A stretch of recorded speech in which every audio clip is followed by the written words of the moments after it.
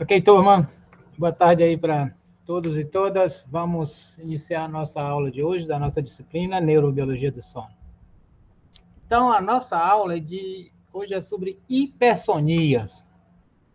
Na aula passada nós falamos de insônia, dificuldade de dormir. Hoje, dormir demais, excesso de sonolência, né?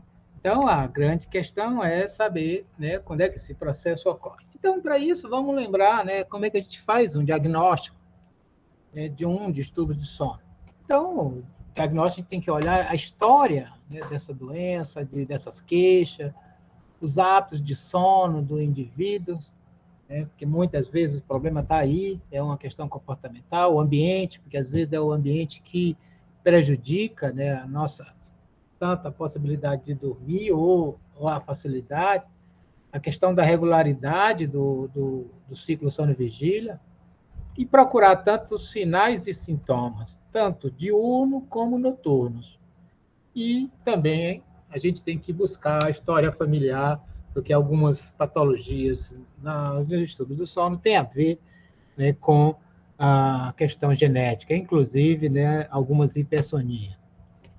Então, existem alguns conceitos importantes. Eu estou chamando a atenção aqui de vocês, estou trazendo, para que vocês tenham noção de que cada conceito desse, esses conceitos são importantes na hora da gente avaliar um distúrbio de sono. Então, um conceito importante, né, que é muito utilizado, que é a sonolência excessiva diurna, que é a incapacidade, né, ou a dificuldade de permanecer acordado durante um período em que você está de vigília, ou que se espera que você está de vigília. Então, por isso que a gente fala, né, em sonolência excessiva diurna. A outra é a necessidade excessiva de sono. Então, veja, é diferente da sonolência excessiva. A necessidade de sono, né, ao menos de 10 horas, num período de 24 horas, é o que se espera, né? Sendo que o período principal de sono ele vai estar lá em torno de 9 horas. Né? Então, essa necessidade de sono ela pode estar acompanhada de sintomas diurnos que provocam prejuízo global na nossa capacidade de trabalho, de concentração, etc., aumentando, né, o número, né, de horas de sono, né, e que não resolve, né, essa queixa. E a outra é a hipersonia, né, que aí é uma queixa objetiva da necessidade excessiva de sono. Então, veja, a sonolência excessiva, eu digo que o indivíduo tem sonolência quando eu estou medindo a sonolência, a capacidade que o indivíduo está dormindo em momentos específicos. A hipersonia é quando o paciente está se queixando de uma necessidade excessiva de sono.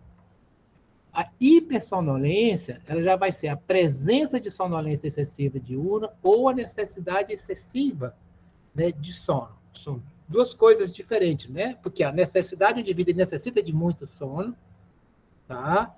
Então ele tem que dormir muito, tá? É um grande dormidor, né? Não obrigatoriamente ele é um doente.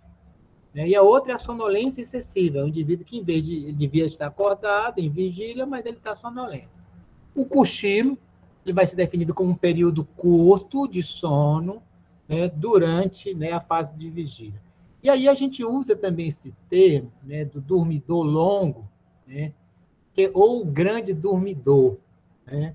Pode ser dormidor longo ou grande dormidor. Um indivíduo que vai estar dormindo lá umas 12 horas, 10 ou 11 horas por dia.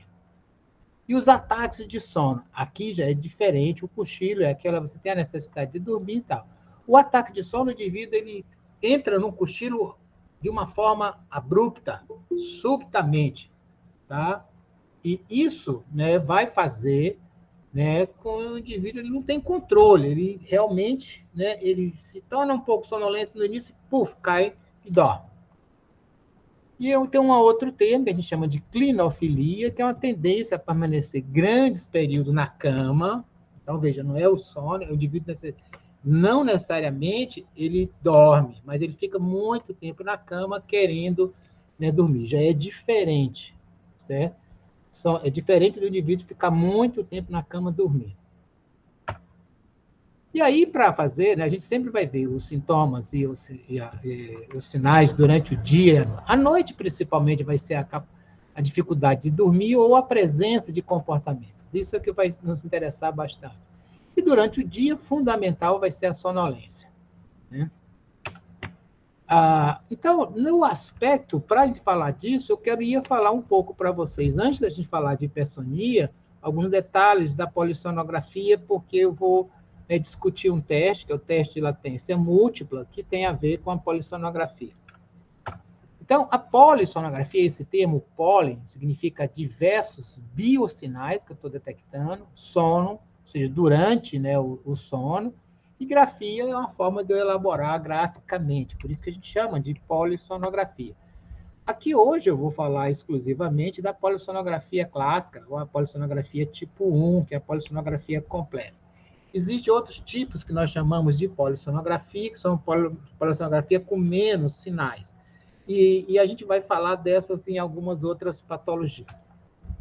Então, os diversos sinais que nós, né, utilizamos, os biosinais, né, um deles, o fundamental, é do eletroencefalograma, né, que é o eletrodo, está na superfície do couro cabeludo.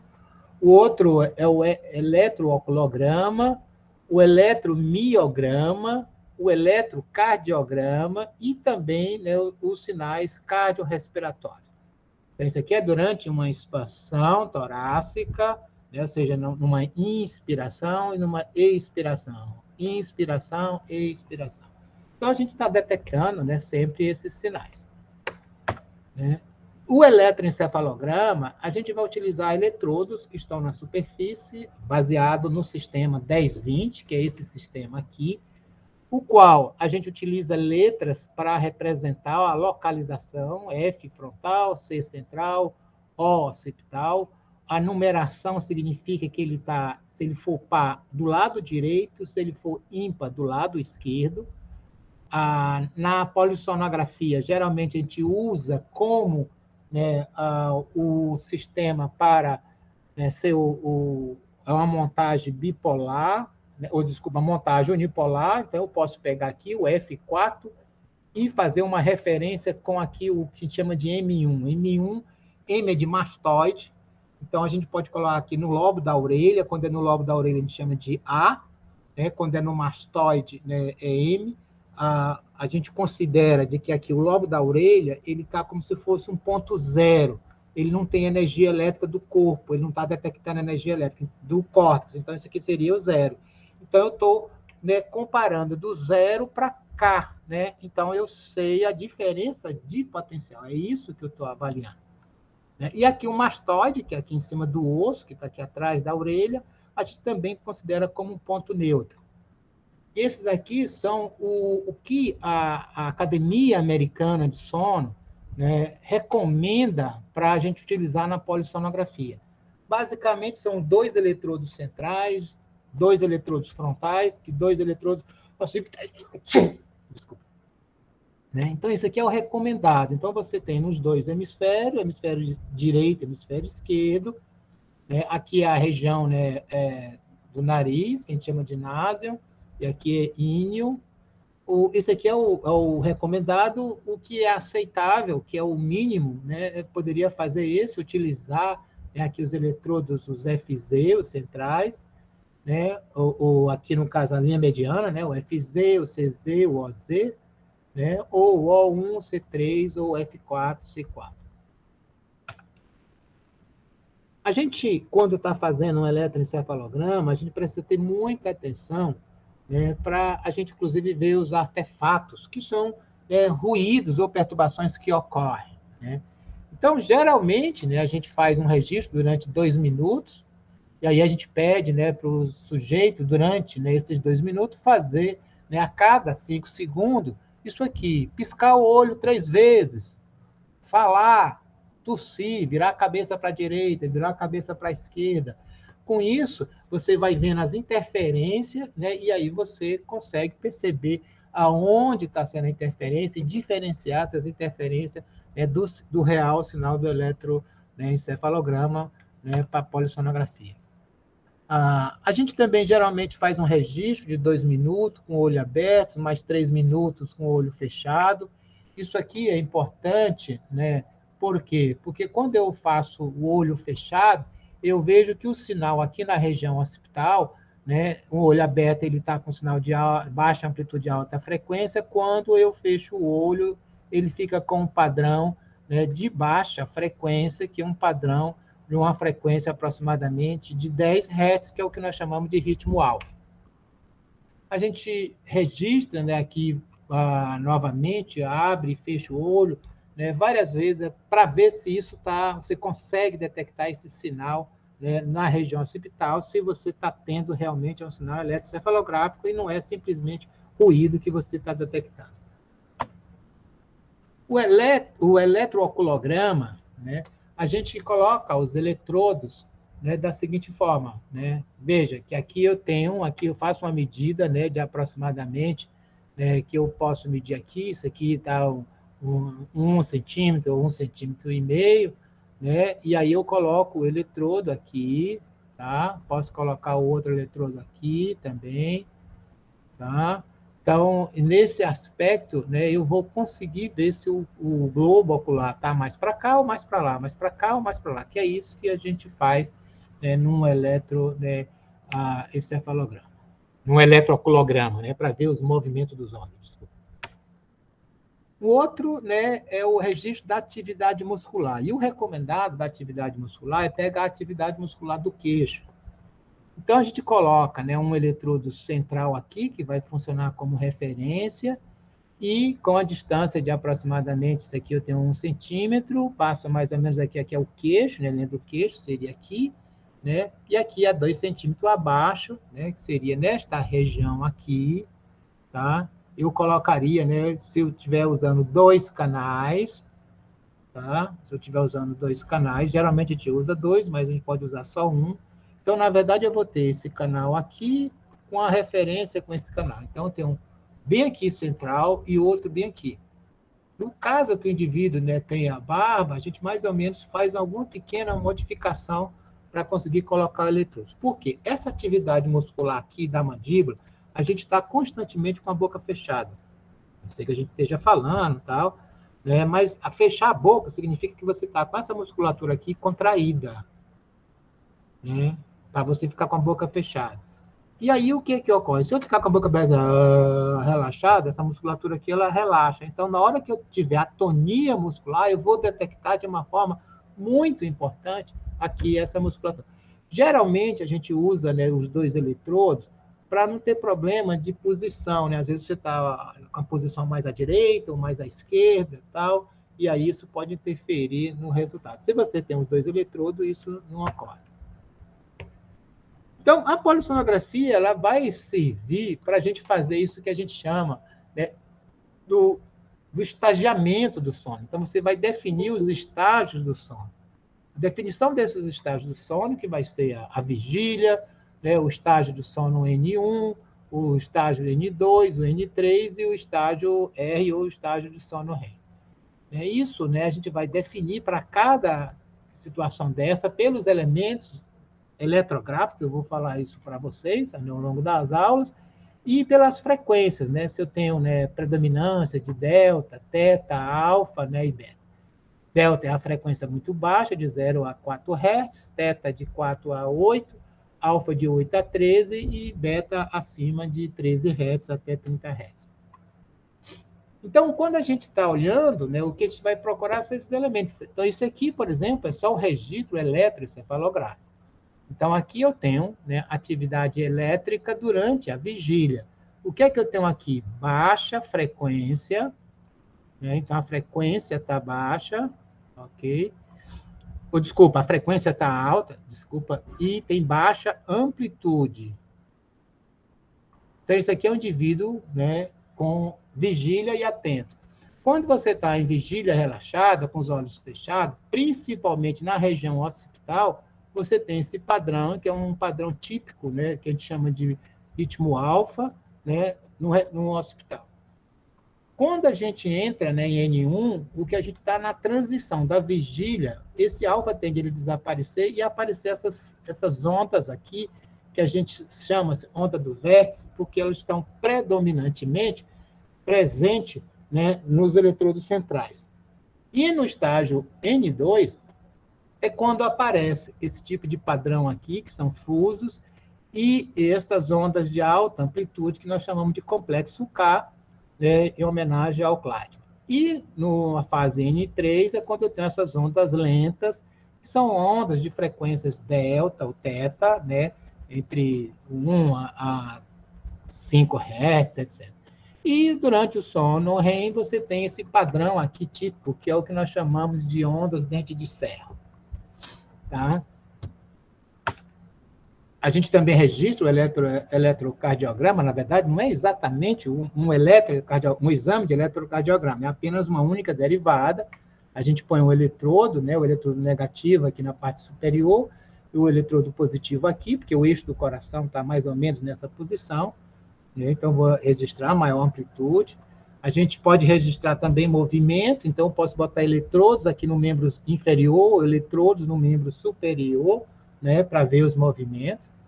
Eu posso também colocar eletrodos aqui na região do masseter, né? Então, aqui, isso aqui é importante, principalmente quando eu estou tentando investigar bruxismo, né? Então, vou ver a contração dessa musculatura. As cintas respiratórias, a gente coloca, né, a cinta aqui para ver o esforço torácico e o esforço abdominal. Então, eu tenho uma cinta no tórax e uma cinta no abdômen.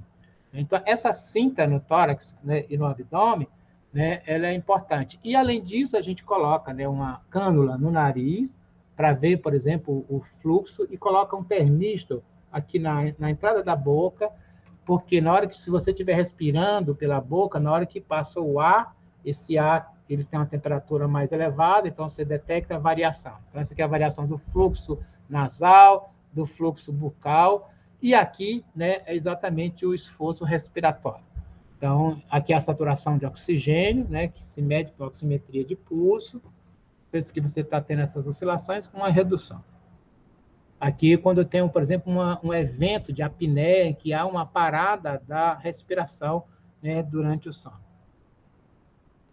Então, nós vimos na aula passada, que, conforme a classificação, falamos de insônia, ou seja, dificuldade de iniciar ou de manter, né, o despertar precoce. Hoje, nós vamos falar dessa segunda categoria de distúrbios, que são as hipersonias. Né? Então, como é que nós podemos caracterizar as hipersonias? Né? Então, ela está dentro, né, do distúrbios, né, da classificação do sono, e a principal hipersonia, né, que nós conhecemos é aquilo que nós chamamos de narcolepsia. Mas, para se estudar as hipersonias, a narcolepsia, como é que nós podemos fazer isso? Né? Então, a hipersonia ou a hipersonolência, né, primeiro é que você vai ter o quê? Né? Caracterizar uma sonolência excessiva diurna. Ou seja, uma sonolência em que o indivíduo deveria estar acordado e alerta, mas ele está, né, sonolento. E aí, isso está em torno de 5% a 15% da população adulta, dependendo, né, da região. E as causas dessa sonolência excessiva, ela pode ser sono insuficiente, então você está o sono, você deixou de dormir bem à noite, aí você tende a compensar durante o dia, ou você tem um distúrbio de sono, por exemplo, a apneia, né? Então você fica tendo vários despertares ao longo da noite por causa das apneias, né? Ou as narcolepsias. Ou você tem algum distúrbio clínico ou psiquiátrico que pode, né, provocar, né, um problema de sono ou a sonolência, ou medicamentos que podem também gerar, né, sonolência excessiva de um. E aí, as hipersonolências, elas têm 3 tipos. Né? Primeiro, o que nós chamamos de narcolepsia, quando essa narcolepsia tem uma catalepsia. A narcolepsia são ataques de sono, e a catalepsia, quando você tem ataque de sono com atonia muscular, que é o que nós chamamos de narcolepsia tipo 1. E a narcolepsia sem catalepsia, sem ter, né, a atonia muscular, é do tipo 2. E existe uma hipersonolência idiopática, ela é rara, que é uma hipersonolência que a gente não consegue explicar o motivo dela, tal, por isso que a gente chama de idiopática. Né? Então, isso é o que a gente usa, é um termo médico que a gente usa para coisas que a gente não sabe, né, o que causa. Né? Então, você pode dizer, uma hipertensão idiopática, porque a gente não tem, né, a causa. E aí, como é que a gente vai analisar a sonolência excessiva? Existem dois tipos de escala, né? Uma que é a escala bastante utilizada, que é a escala de sonolência de Stanford. Nessa escala, basicamente, você tem, né, esses 7 graus, e o indivíduo escolhe, né, se o indivíduo sente-se ativo, alerta, bem disposto, né, ele pode se concentrar, mas não está no nível máximo de alerta, ele está relaxado, acordado e responsivo, mas não está completamente alerta, sonolento, mas acordado, sonolento quase dormindo, sem interesse, né, em permanecer acordado, prefere estar deitado, lutando contra o sono, encontra-se perdendo na luta contra o sono, na eminência do sono. Então, por exemplo, vocês podem escolher se vocês estão, neste momento agora, né, do 1, né, ao 7. E aí, Ricardo, você está do 1 ao 7, escolha aí qual é o seu estado de sonolência conforme a escala de sonolência de Stanford.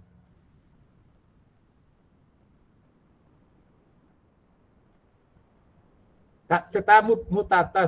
Abra o seu microfone. Professor. Você está no 1? Eita, rapaz, essa turma do Rio tá danada. O calor que tá por aí? Quente não, aqui tá fresquinho, professor. Ah, aqui tá um forno, até porque na minha sala aqui estou sem condicionador de ar. A outra escala também que a gente usa muito, que é a escala de sonolência de Epworth. Então, essa escala, na verdade, você vai dar uma pontuação para cada situação dela. Né, que seria, né, você vai dizer qual é a chance que você teria naquele dia ou naquela semana, né, em relação a você cair no sono. Né? Por exemplo, sentado e lendo. Né? Aí nenhuma chance, uma pequena chance, moderada chance ou alta chance de cochilar. Vendo televisão. Né? A televisão brasileira é ruim, né? Então é alta chance de cochilar. Sentado em um local público, uma sala de espera, cinema, teatro, uma igreja, né? A igreja é alta chance de cochilar. Passageiro, né? Se estiver no carro como passageiro, ou no ônibus como passageiro, ou no trem, né? Se estiver se deslocando por mais de 1 hora, qual é a possibilidade de você, né, cochilar? Deitado para descansar tarde, quando a circunstância permite, né? Tipo no final de semana. Sentado, conversando com alguém, sentado calmamente após o almoço, sem tomar álcool. Se você estiver no carro, enquanto para por alguns minutos, por um trânsito mais intenso, qual é a possibilidade de acontecer? E aí você vai dando, né, essa pontuação e você soma. Então, você espera que essa somatória seja menor do que 10. Né? Se for mais do que 10, você tem uma alta sonolência diurna. Então, eu já comentei para vocês, então, que a narcolepsia, ela, basicamente, né, ela pode ser, né, com catalepsia ou sem catalepsia, tem algumas alterações, né, respiratórias, que pode dar hipersonias, né? Então, hoje nós vamos centrar aqui na questão da narcolepsia. Então, falar um pouco sobre a história, a epidemiologia, a etiopatogenia, o diagnóstico, o tratamento, quais são as complicações, né, da narcolepsia. Então, a narcolepsia, né, o nome foi criado por esse francês, né, esse médico francês, que ela vem de narco é estupor, né, sonolência, e lepsia é crise, como epilepsia, né, lepsia, né, é crise epilética. Né, então, sempre é uma crise de sono ou um ataque de sono. Esse médico, né, ele não identificou os relaxamento relaxamento muscular, né, mas que a sonolência em si, ela tinha uma alteração bastante interessante, né, que era o disparo, né, pelas emoções. Historicamente, o tratamento incluía, inclusive, a retirada do líquido cefalorraquidiano, porque se imaginava de que, né, você teria alguma substância dentro do líquido cefalorraquidiano que estaria induzindo ao sono, a irradiação, né, da medula espinhal para o raio-x, injeção de ar intratraqueal, né, que é aqui mais em cima, né, e o uso de anfetamina começou, ou seja, psicoestimulante, na década de 30, né, do século passado.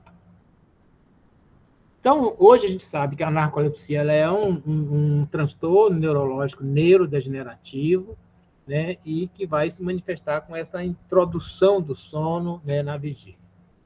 Então, aqui é uma linha, né, do tempo da narcolepsia, onde foi proposto o termo, né, o surgimento do termo está aqui, né, depois do surgimento da catalepsia, né, os primeiros estudos na década de 60, a descrição do REM precoce no início, né, aqui o teste de latência múltipla, a primeira proposição da Mary Cascadon, né, aqui a associação com esse gene, né, depois ela, na década de 60, 90, né, ela entra na classificação internacional dos distúrbios de sono, né, e aí a gente já tem, né, a descrição, por exemplo, da presença da hipocretina, né, e os seus receptores.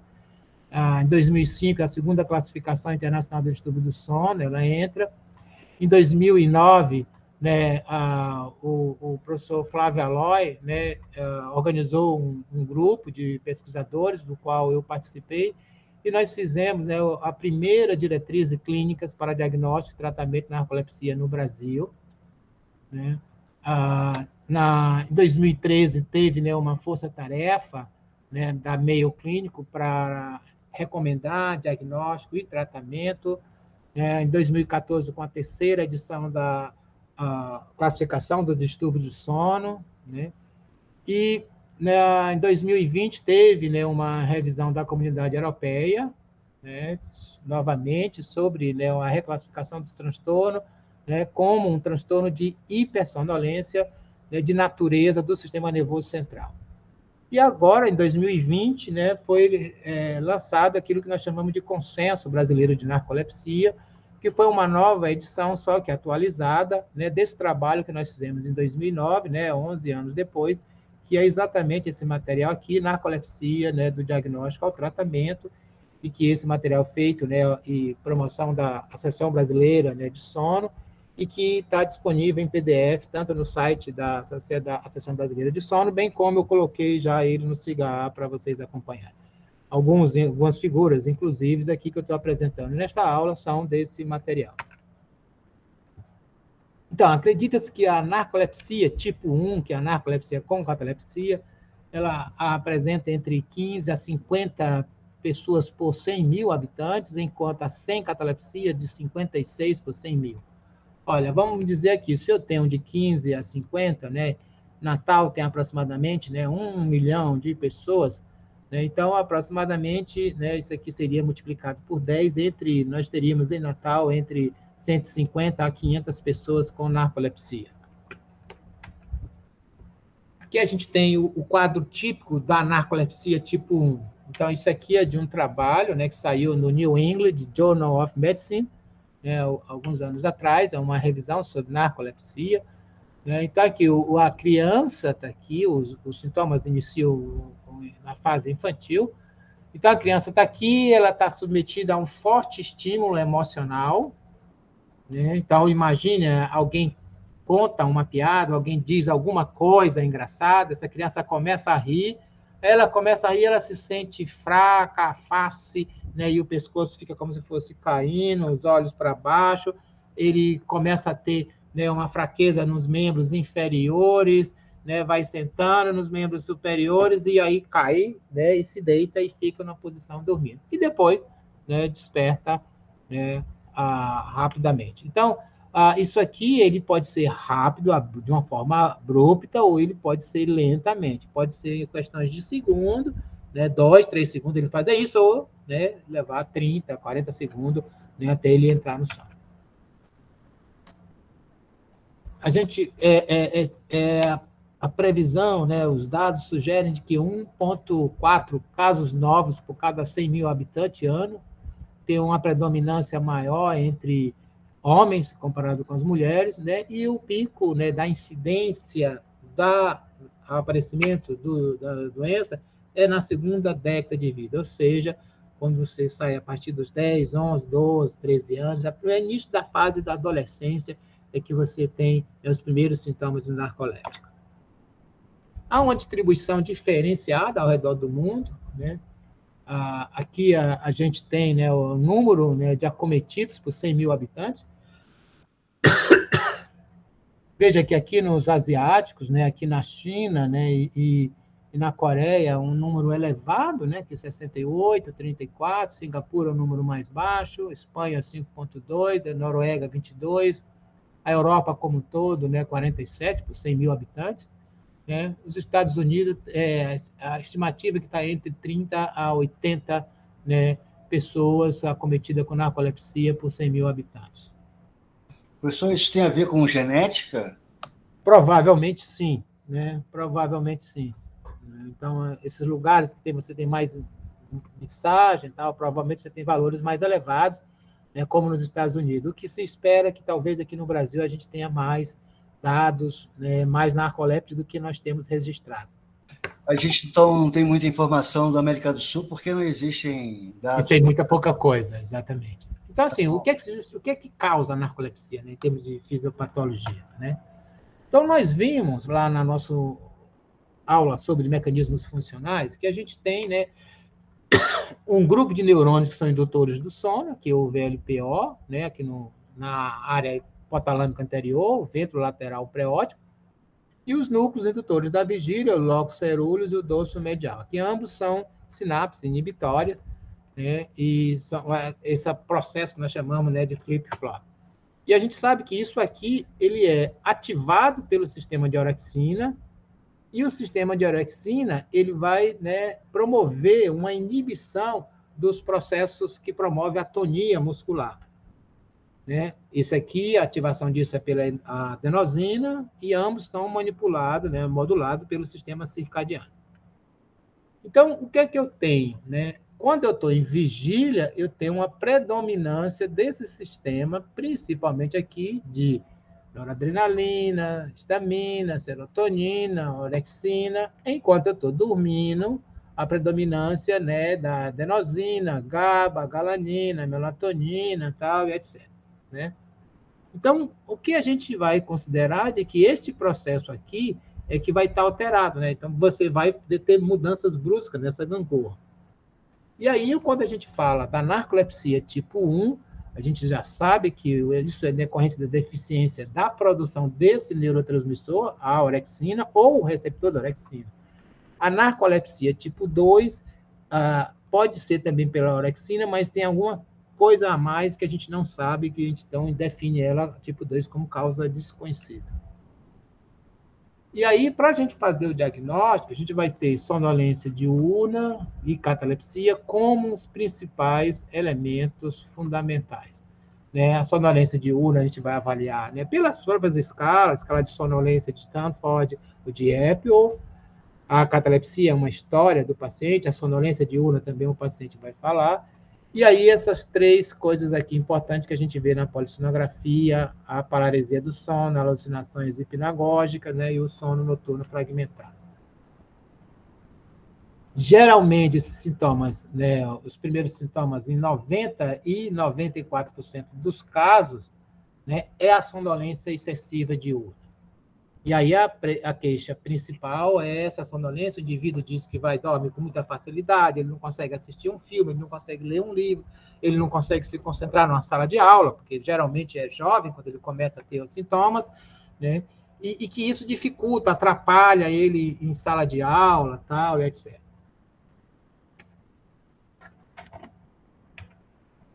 Então, as características da sonolência excessiva diurna, né, é essa sensação, né, de sonolência de alta intensidade, constante, né? E dura muito. Então, é aquela criança jovem que vai para a aula e ele diz, olha, se você tem as escolas, por exemplo, nossas, aqui que começam às 7 horas da manhã, é natural uma criança ficar nas primeiras aulas, primeira aula ou na segunda aula, até um pouco de sonolenta, mas a criança passa a manhã inteira sonolenta. E à tarde também sonolenta, e à noite sonolenta, tá? E aí ela vai ter, assim, em alguns momentos, ataques irresistíveis. Então, às vezes ela está bem, mas de uma hora para outra tem um ataque irresistível de sono. Ela sonha muito, né? Mesmo se ela dorme um pouquinho, ela sonha. Os cochilos aliviam essa sonolência, né?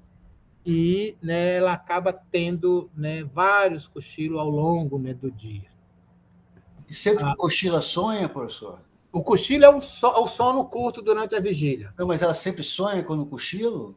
Quase sempre, né? No narcolepsia, Quase sempre. quase sempre. Então, enquanto a gente dormezinho 15 minutos e não tem nada, e o paciente com narcolepsia sonha. Professor, posso interromper um pouquinho só para fazer uma pergunta? Pode sim, querido. Então, eu acho que o senhor leu aquele artigo do Siddhartha na Time, não é isso? O senhor leu? Chegou a ler? Isso. E aí lá dentro tinha uma chave para entrar num outro artigo de uma outra pessoa.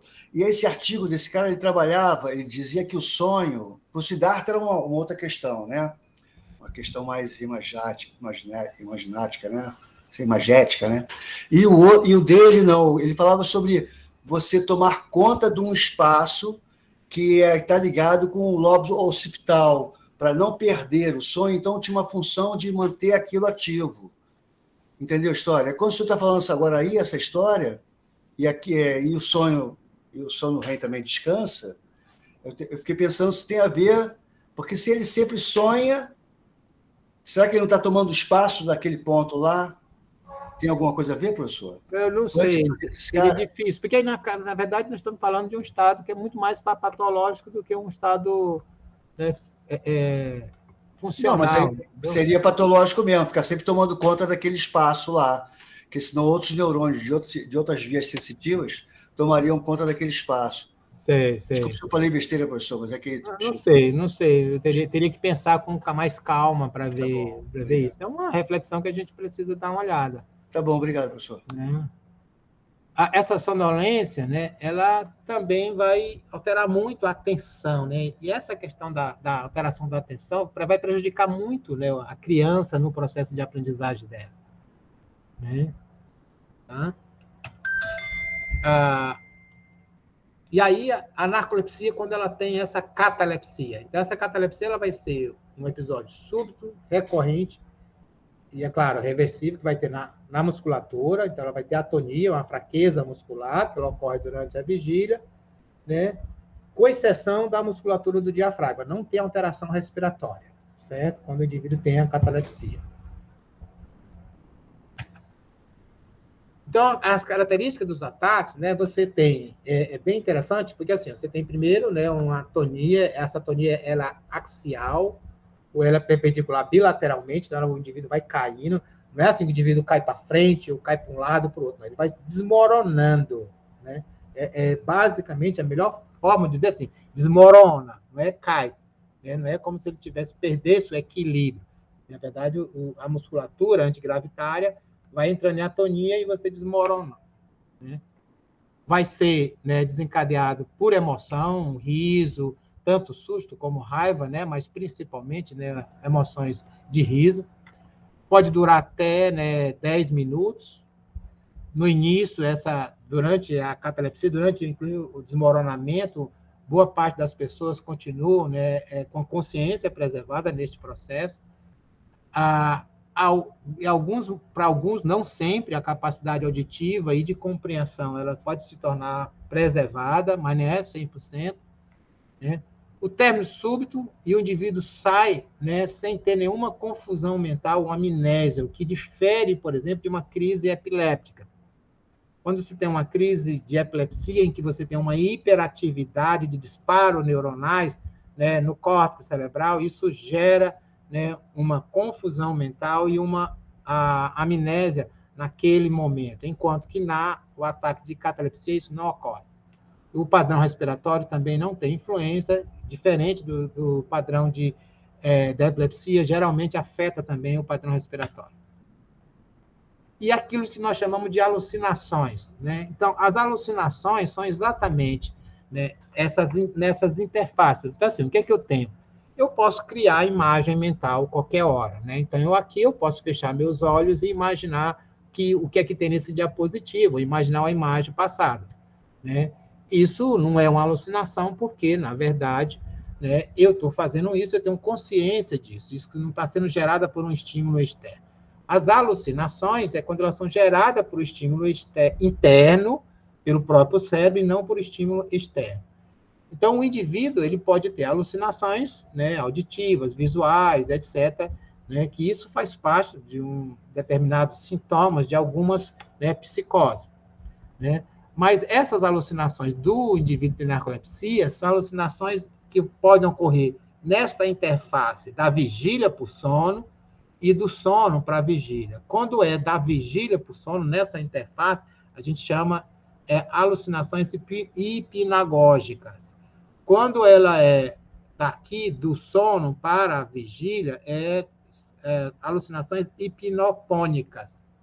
Tá? Assim, que é de imediatamente, logo quando você está acordando ou quando você está dormindo. E aí, para fazer o diagnóstico, né, a gente vai fazer várias coisas, né, como a polissonografia, o teste de latência múltipla do sono, a avaliação da subjetividade da sonolência pela escala sonolência de Stanford ou de Epworth, né? Foi sugerido há muito tempo atrás fazer essa genotipagem desse gene aqui, o HLA, né, DQB1, né, que tem muita associação com, né, os pacientes com a narcolepsia, mas hoje, né, você tem já a dosagem da hipocretina ou orexina tipo 1 no líquido, né? Antes sempre se recomendava fazer isso, mas hoje se recomenda você fazer a dosagem da orexina ou hipocretina tipo 1. E o diagnóstico, né, a gente vai utilizar quando a gente tem, né, a polissonografia, né? Então, na polissonografia, geralmente você tem uma eficiência do sono normal, ou às vezes ela pode estar reduzida nas pessoas jovens. A eficiência, o que é eficiência? É o tempo que o indivíduo passa na cama durante o exame de polissonografia, é o tempo é o tempo que ele dorme sobre o tempo total que ele ficou na cama. Então, se ele ficou dormindo 8 horas e o tempo que ele ficou na cama é 8 horas, né, então ele tem, né, uma eficiência de 100%. Se ele ficou, né, 8 horas na cama, mas só dormiu 4 horas, então a eficiência dele é de 50%. Geralmente, a eficiência de considera normal, né, a partir de 75%. A latência do sono REM, geralmente nos indivíduos normais, numa polissonografia normal, você demora entre, né, 90, né, a 60 minutos para ter, 60 a 90 minutos para ter o primeiro episódio, né, de sono REM, que a gente chama de latência. Então, quando essa latência, né, menor do que 40 minutos, ocorre em 40% das pessoas com narcolepsia. Uma latência menor do que 60 minutos, isso ocorre em 75% das pessoas com narcolepsia. E a latência do REM menor do que 100 minutos, né, ou seja, 1h30 aproximadamente, né, 10% dos casos. Né?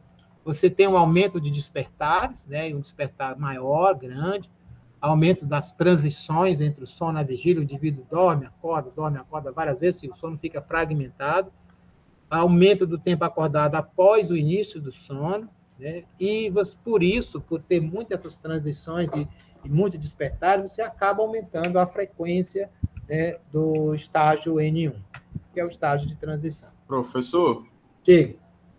O tempo normal do sono REM, o percentual em uma pessoa normal seria quanto? De 15% a 35%. Certo. Né, do tempo total de sono. Então, veja, a narcolepsia, o principal diagnóstico é você fazer o que a gente chama de teste de latência múltipla do sono. O teste de latência múltipla do sono, você faz da seguinte forma. Primeiro, o indivíduo ele tem que fazer, né, uma polissono, né, tem que ter alguns cuidados pré. No dia de fazer o teste de latência, você vai usar mais ou menos os mesmos, né, parâmetros da polissonografia. Você vai usar encefalograma, mas basicamente você usa um eletrodo central, direito ou esquerdo, e um occipital, né, ou um ou outro. Né? Não precisa usar frontal, tal. Você usa basicamente 2 eletrodos corticais, então é uma colocação mais simples. Você utiliza o eletroculograma, você faz o eletromiograma e faz o eletrocardiograma. Então, isso é o típico da polissonografia. Então, você coloca esses eletrodos, né? Então, antes do indivíduo fazer o teste de latência múltipla, você orienta que 2 semanas antes do teste, você tem que parar, né, tudo quanto é de medicamento psicoestimulante ou medicamentos que são supressor, né, do sono REM. 1 semana antes, né, de fazer o exame, o teste de latência múltipla, né, interessante o indivíduo, né, ter um sono regular, e isso você deve acompanhar ou com o diário do sono ou com a altimetria, e à noite anterior ele faz uma polissonografia. Então, ele faz a polissonografia, acorda, e daí, no dia seguinte, ele vai fazer esse teste de latência múltipla do sono. E aí, no teste de latência múltipla, o indivíduo não vai fazer atividade física, ele vai ficar no laboratório, ele não vai se expor à luz solar, né? Ele não vai ingerir nada que tenha cafeína.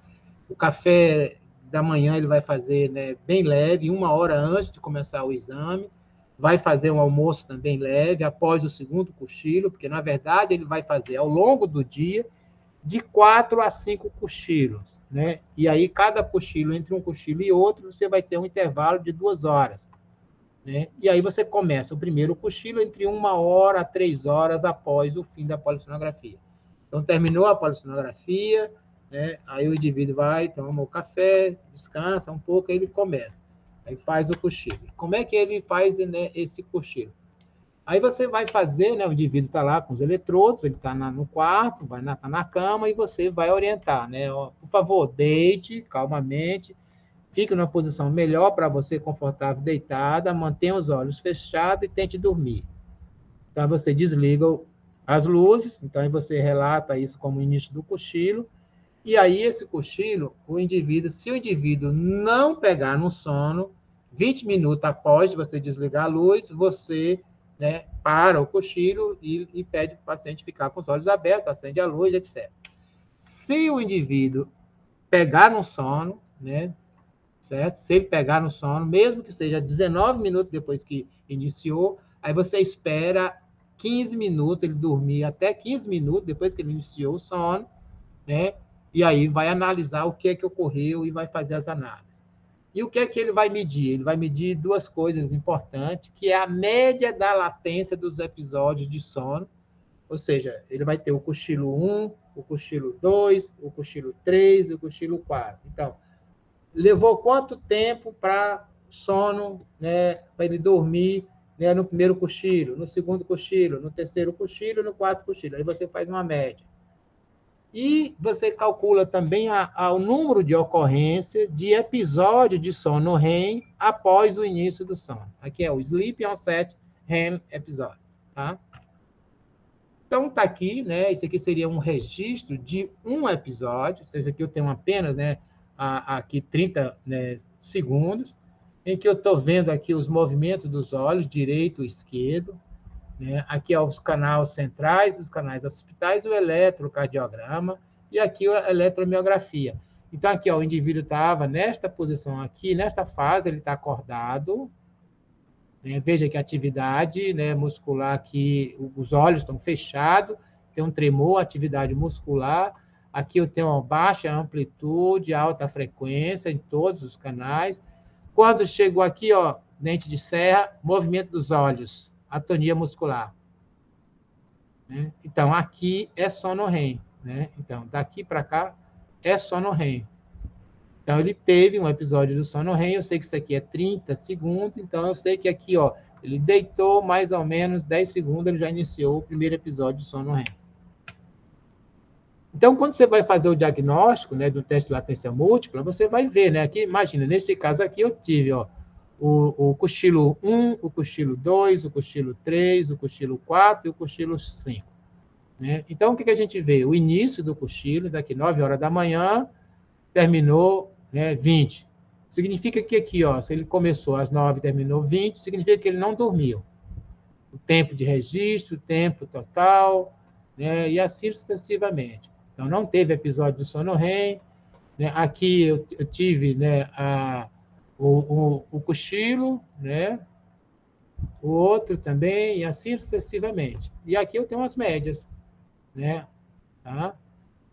Aqui é o registro da polissonografia, do hipnograma. Aqui é o primeiro episódio, né? O primeiro cochilo, o segundo cochilo, o terceiro cochilo, o quarto cochilo e o quinto cochilo. Então, aqui, ó, nesse cochilo aqui, das 11 horas, e nesse último cochilo, aqui, o das 5 da tarde, teve sono REM, ó. Esses aqui, ele dormiu, entrou até em N2, aqui também entrou em N2, mas não teve sono REM. Ele teve 2 episódios de sono REM. E, basicamente, está aqui, se eles curtiram aqui, teve, né, basicamente, né, 9 minutos de sono REM e aqui 10 minutos de sono REM. E aí, né, o que é que a gente, né, usa como critério, né, para fazer, né, o diagnóstico? Né? Então, a média de latência dos episódios de sono, a gente, quando ela tem o indivíduo deita e em menos de 8 minutos ele já dorme, aí a gente diz que ele tem uma sonolência excessiva diurna patológica. Se ele tem uma latência maior do que 10 minutos, a gente chama normal, e uma latência, né, uma média de latência de 8 a 10 minutos, borderline, ou seja, ele precisa ser acompanhado. Se ele tem, né, uma média de latência para iniciar o sono, após, né, a média dos 4 ou dos 5 cochilos que ele fez ao longo do dia, um intervalo de 2 horas entre esses cochilos, for menor ou igual a 8 minutos, e tiver pelo menos 2 episódios de sono REM nos cochilos, aí eu vou falar que ele tem narcolepsia. Isso é clássico para me fazer o diagnóstico de narcolepsia. Então, é isso aqui, né? O indivíduo faz a polissonografia na noite, ele acorda aproximadamente entre, né, 1h30, 3 horas, ele começa, né? Então, como é que ele começa? Ele deita, se ele ficar 20 minutos e não dormir, aí ele sai da cama. Se ele dormir, aí você espera 15 minutos de registro de sono. Aí, depois, quando termina, ele fica 2 horas acordado. Aí, assim sucessivamente. Então, você vai fazer 1, 2, 3, 4, 5 episódios. Por que às vezes é 4? Porque às vezes, olha, veja, se eu demorar muito aqui, isso vai ficando muito tarde, né? Aí, então, você acaba fazendo, às vezes, você precisa começar bem depois, né? Algumas características do próprio paciente, né? Então, esses aqui, né, que é o início, o período do início do sono REM, né, isso é importante, os episódios de sono REM que vai acontecer nesses 15 minutos aqui, que é importante. Se ele ocorrer 2 vezes, pelo menos, nesses intervalos, eu vou dizer que isso tem narcolepsia. Aqui está um quadro, um quinograma, né, de uma polissonografia noturna, né, com a latência. Então, isso aqui é a polissonografia noturna. Veja que este paciente aqui, ó, esse aqui é o indivíduo, está aqui em vigília, 1, 2, 3, e aqui é o sono REM. Veja que imediatamente ele já fez um sono REM longo. Então, com característica, né, ou seja, a latência para o sono REM é muito curta, sugerindo que ele tem, né, narcolepsia. E aqui, olha, ele faz episódios de sono REM, né, sugerindo, então, que ele tem realmente narcolepsia, tanto na polissonografia como o teste de latência múltipla. Aqui é um outro, né, hipnograma, tá? Então, isso aqui é o indivíduo aqui, ó, ele tem episódio de REM, tem episódio de REM aqui, tem episódio de REM aqui. Então, esses indivíduos aqui, nessas condições, eles tiveram, né, REM nos cochilo e com isso sugerindo que ele tem narcolepsia. Além dessas duas técnicas, a polissonografia, né, e o teste de latência, a gente faz a avaliação subjetiva, né, escala de sonolência, de Epworth ou Stanford, tá? E isso, né, vai me permitir fazer juntar tudo isso e me gerar os meus critérios para o diagnóstico de tipo 1 e tipo 2. Então, aqui eu tenho os critérios, conforme, né, a classificação internacional do distúrbio de sono, aqui para narcolepsia tipo 1 e tipo 2. Então, aqui a sonolência excessiva, ela está presente pelo menos 3 meses, isso é obrigatório, né? Então, você tem que usar isso, não é o indivíduo está 1 mês, né, com muito sono durante o dia, tem que ser 3 meses. Né? A catalepsia está presente aqui está ausente. Aqui os achados típicos do teste de latência múltipla, ele tem aqui, né, presente, né, e associado à catalepsia, aqui também está presente, ou seja, mais de 2 episódios, né, de sono REM durante os cochilos, durante o dia, e também, né, uma latência para iniciar o sono menor ou igual, né, a 8 minutos nos 2 casos. Aqui você tem a medida, né, da hipocretina, né, no líquido cefalorraquidiano, então ela é baixa aqui no narcolepsia tipo 1, E aqui, né, no tipo 2, às vezes a gente não consegue fazer a medida. Aqui é exclusão de outras causas. Se você tem essas características, você não precisa. Aqui, neste caso, se você não tem aqui uma baixa da hipocretina, você precisa avaliar se essa hipersonolência não tem uma outra causa. Essas propostas, né, para os critérios diagnósticos na narcolepsia, conforme, né, a Força-Tarefa Europeia, que foi, né, publicado, né, agora, né, no ano passado. Então, a gente vai definir, né, qual é uma questão. Você vai definir isso como uma narcolepsia, uma provável narcolepsia, uma característica familiar, ou ele é secundária a alguma coisa. Então, aqui, você vai ter uma sonolência excessiva diurna, com ou sem catalepsia, e uma deficiência da hipocretina 1 ou orexina no líquido cefalorraquidiano. Você tem uma sonolência com catalepsia típica e, né, no teste de latência múltipla do sono, você vai ter, né, uma latência para dormir menor do que 8 minutos e o episódio de sono REM maior do que 1. Então, isso aqui você define como realmente narcolepsia, conforme, né, a recomendação da Sociedade Europeia.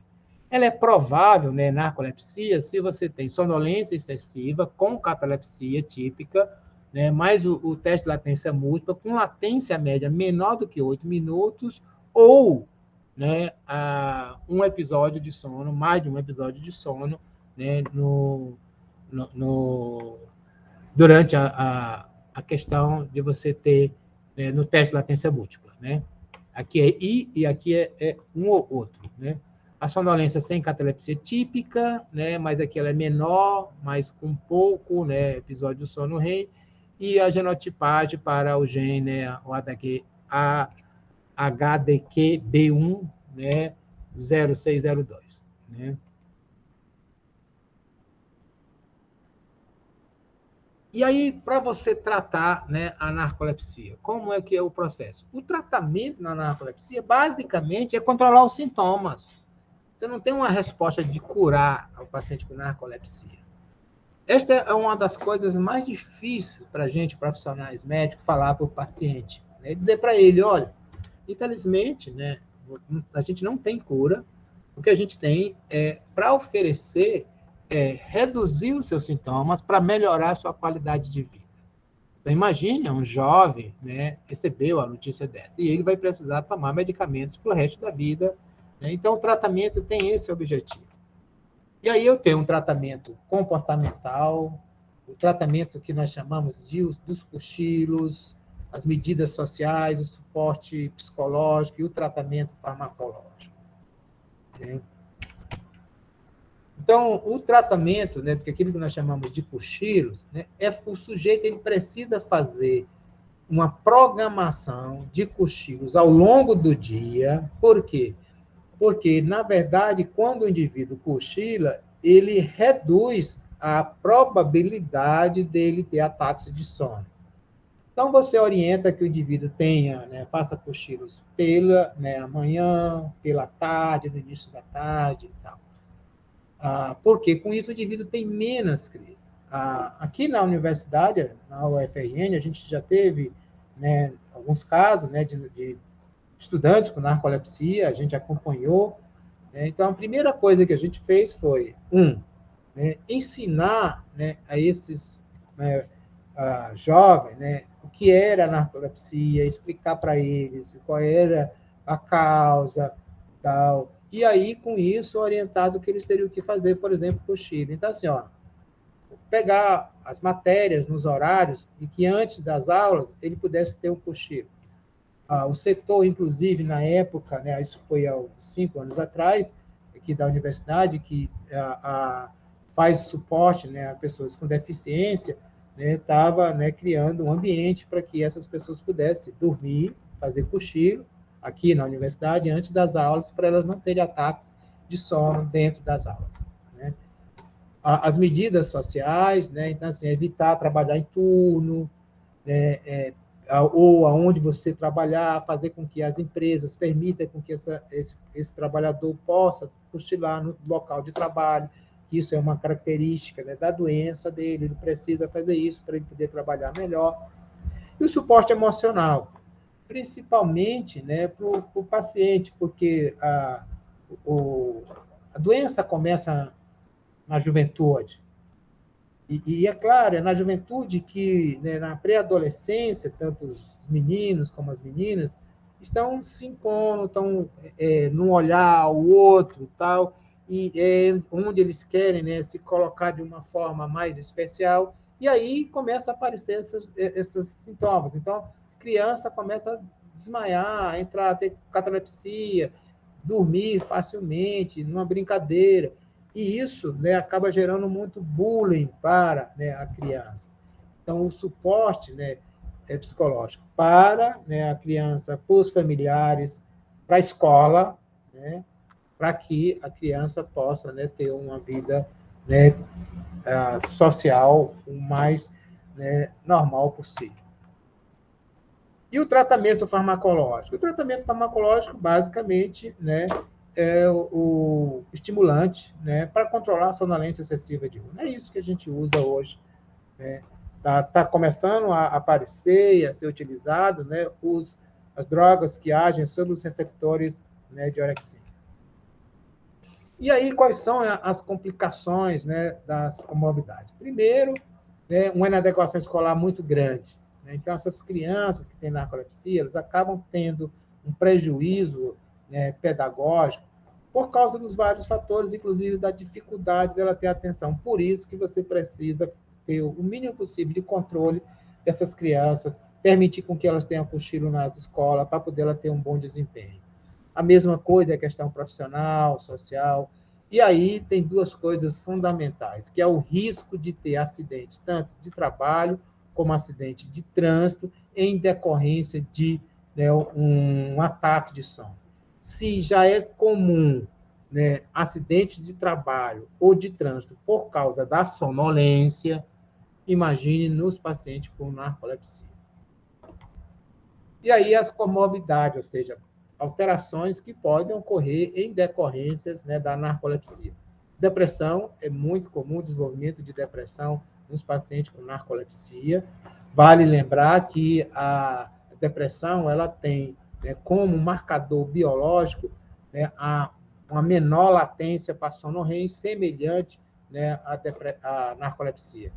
O transtorno comportamental do sono REM, transtornos alimentares, né, obesidade, né, síndrome, né, obstrutiva respiratória, cefaleia, todos são comorbidades que podem acontecer com a narcolepsia e que o médico responsável pelo acompanhar o paciente com narcolepsia deve sempre levar em conta. E aí, para a gente finalizar, né, eu sugiro muito para vocês que tiverem interesse em estudar mais a narcolepsia, né, tem esse material, ele está disponível, né, lá no SIGA para vocês lerem, entender da parte, né, de a fisiopatologia, tratamento, mais detalhes. Também, para quem tem interesse na narcolepsia e quem conhecer pacientes com narcolepsia, existe hoje a Associação Brasileira de Narcolepsia e Hipersonia Idiopática. Então, isso aqui é da página, né? Ela tem uma página no Facebook, a ideia, né, é congregar os familiares, né, e os pacientes com narcolepsia, né, no Brasil, no sentido, inclusive, que as pessoas tenham, né, respeito, tal, etc. No mundo inteiro existe, né, o Dia Mundial de Narcolepsia, que é no dia 22 de setembro. Né? Então, sempre quando tem esse dia, a gente faz alguma atividade aqui no Brasil.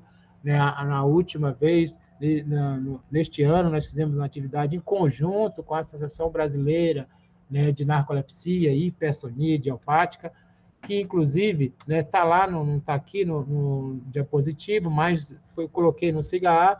Existe, né, uma cartilha que foi produzida pela Associação Brasileira de Sono, né, inclusive com o suporte, né, da Associação Brasileira de Narcolepsia e Hipersonia Idiopática, foi lançado no dia 22, com orientações para a população, para professor, né, para a sociedade como um todo, né, que a gente precisa, né, tanto reconhecer que existe, né, as pessoas que têm essa deficiência, né, de controlar o sono, e que elas precisam não só, né, serem incluídas, serem respeitadas e serem tratadas. Tá? Então, era isso que eu tinha, né, para apresentar hoje para vocês. Eu fico à disposição para a gente, né, discutir alguma coisa, dúvidas, né, o que vocês quiserem. Professor, posso fazer uma pergunta? Pode, né? Pode ser, Ricardo. Então, quando o senhor passou um slide lá na frente sobre hipersonia, aí tinha assim, síndrome do sono insuficiente induzido por via comportamental. O senhor, por acaso, o senhor podia passar algum material para eu ler mais sobre isso aí? Porque tem a ver com uma questão de atleta, umas coisas assim que eu estava discutindo com um amigo meu. Tá, E, Ricardo, passo sim. Eu vou procurar o material e mando para você. Isso tem, geralmente, né, em dois tipos de características de profissionais, né? Um são os atletas, e hoje é uma discussão bastante grande com os atletas, né? Inclusive, né, hoje a gente está sugerindo, porque são duas coisas que faz o atleta dormir menos. Um é o excesso do treinamento, isso. né, e o outro é a ansiedade, né, em decorrência do pré-treino. Então, uma das sugestões que tem sido feita para os atletas é o cochilo. Então, você fazer com que o atleta consiga, pelo menos, dormir parte, né, do que ele não está dormindo à noite durante o dia. Né? Essa é uma estratégia que tem sido proposta. E a outra, né, são dos profissionais, principalmente quem está trabalhando, né, em mercado financeiro, né, por causa, hoje a gente vive numa sociedade de 24 horas, né, então as pessoas acabam tendo, né, desenvolve, né, um comportamento que gera, né, um sono insuficiente. Não é o indivíduo, ele não tem, né, uma insônia, na verdade ele tem um sono insuficiente porque ele tem um comportamento de querer ficar, né, 24 horas por dia de frente, né, a um computador, vendo, por exemplo, como é que tá as oscilações de bolsa, né, no Japão, né, em Singapura, né, na Índia, na Europa, no Brasil e etc. É assim que é rodar 24 horas. Então, o sono fica insuficiente por causa, né, da questão comportamental. Então, professor, só para continuar discutindo, se o senhor me permite, é que ele estava falando o seguinte, que ele faz um tipo de prova em que ele fica muito, às vezes, 2 dias sem dormir, praticando exercício e fazendo a prova, entendeu? E aí ele falou que depois de um certo período, ele já não sente sono, ou ele cochila muito rápido e consegue melhorar. Eu falei, caramba, interessante isso, né? E aí, quando o senhor colocou aquilo ali, eu falei, talvez aquilo possa responder às perguntas que esse rapaz tem, porque ele trabalha numa escola de educação física, naquela universidade que a gente quer fazer aquele levantamento. Eu falei, pô, legal, interessante. Então, isso ocorre muito, né? Então, existe, né? Eu acompanhei alguns profissionais de Olimpíadas e durante os treinamentos, então, assim, o cara ele é daqui do Natal, mas ele vai treinar, ele treina todos os dias, mas a cada tantos meses ele passa, né, uma semana ou 15 dias, né, em São Paulo, no centro de treinamento de alto desempenho. Durante essa semana, ele vai dormir 4 horas por dia. E aí ele diz, olha, eu não consigo dormir, e a gente treina, acorda 5 horas, começa a treinar 6, fica até a noite, não consegue, né, tem que comer, e tem toda aquela situação. Aí quando volta, enquanto ele está treinando, ele não tem problema. Aí quando ele volta para Natal, aí desaba. Aí ele não consegue treinar direito porque aí ele está sonolento. A semana que ele ficou no excesso, ele nem percebeu que tinha, né, dificuldade, que tinha sonolência. Mas na hora que parou, que voltou para o treino de rotina, aí no início ele começa. Aí essa perturbação a vida inteira, né? E esse é um problema que a discussão, que quando o indivíduo é mais jovem, ele consegue ter mais, né, a capacidade de resistência, mas aí com o tempo ele não consegue resistir e acaba tendo um desempenho pior. Isso. Tá bom, professor, muito obrigado. Puder passar depois o material para dar uma olhada, eu agradeço, professor. Tá joia, Ricardo. Qualquer coisa me lembre, viu? Eu vou te lembrar assim, professor. Muito obrigado, bom fim de semana para o senhor. Igualmente. Tchau. Mais alguma pergunta, turma? Tem algum narcoléptico aqui da turma? Ou só dormioco mesmo?